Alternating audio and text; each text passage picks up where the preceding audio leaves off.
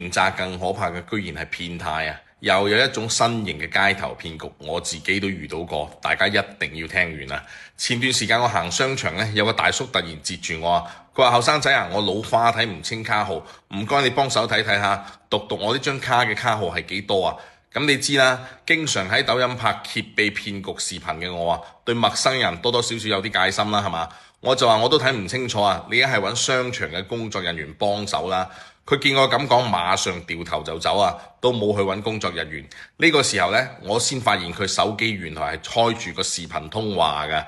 返到屋企呢，我上網一搜啊，先知道原來有一種人面識別嘅騙局啊，就係佢哋會誘導受害者讀出4到6位數嘅數字啊，趁機呢非法獲取受害者嘅音頻同埋面部視頻啊，生成 AI 活體模型，跟住通過面部識別獲取受害者嘅身份證、銀行卡、手機號碼等等嘅信息啊，再用木馬攔截短信喺各個平台申請網貸，幾十萬貸款分分鐘就搞掂啊！